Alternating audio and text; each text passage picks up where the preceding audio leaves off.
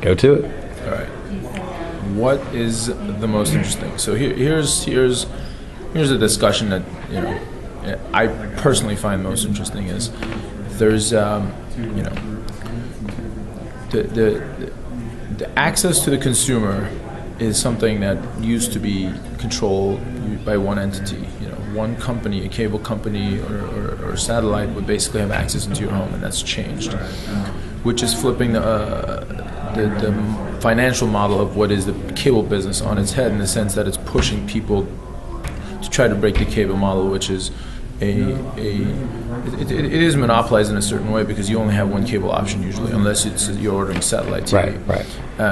If you have Time Warner, you're stuck with Time Warner, and if you want a certain channel, you have to buy a whole bundle of channels, which obviously has led to things like Boxy and the iTunes models and all these other new kinds of revenue streams opening up. But at the bottom of all that, what's interesting to me is the value of the digital online viewer. If you know exactly the demographic and the data on the person that's watching your show, you think it would be valued more. But if you compare the value of the online user versus the value of a television viewer, it's not even remotely scaled properly. The television viewer, assumption of 30 million people watching CSI, you pay for that. Right. I would rather know 100,000 people, men 18 to 24, are actually watching my show and pay for that, and people who do pay for that pay for it cheap right now, and it's just causing a lot of rift in the space, in that I personally think whoever controls the pipes is going to have the most power. Right. But there is also the conversation of how do you control the pipes, but also are more than just a dead pipe that just controls access to your home, and offer up something more. And so I look at all the wireless carriers. I look at the phone companies. I guess they're sort of one and the same in a lot of ways, but also the cable companies and the satellite companies, and how they're racing to control access to you. Does this have any sort of effect on in the business that you're in? Do you see that rippling down, or are they really separated? Is this more like what you're seeing just in the industry and how businesses are operating? I think it's rippling down quite a bit, because it's affecting everybody. I think if sub fees do start disappearing and people stop ordering cable, there can't be as many cable companies around anymore, and that means less content has to be made. So if less content is made, it will affect the producers, it will affect the directors, the writers, the stars. Does this mean, or what it should really mean is that it should affect the unions and the system, because they're making content is too expensive when you do it with the unions, and making content against the unions will get you in a hotbed of trouble. Right. And so. Right.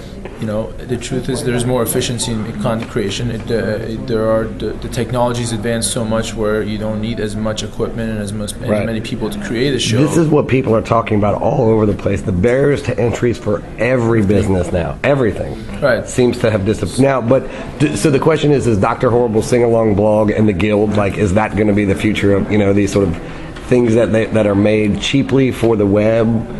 Well, here's the thing. I don't look as anything being made for the web 3 years down the line, because I think your web and your TV are going to be one access path anyways. But what those things do show is that you can make stuff for the cheap. Right. And good and good. Very, very good. Right. Yeah, cheap cost-wise, quality very high. And not like cardboard box sets, right? And so you don't need to, $3.5 million to make a television episode anymore.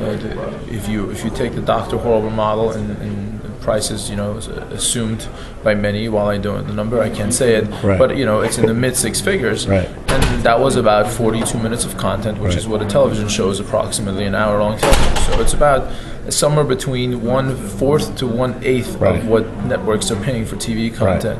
So it's not just that the barriers of content creation are going down, barriers of distribution are going down, but it's also showing inefficiencies in systems. A lot of a lot of middlemen, a lot of people who've been sort of there collecting money in between things are becoming a little less necessary.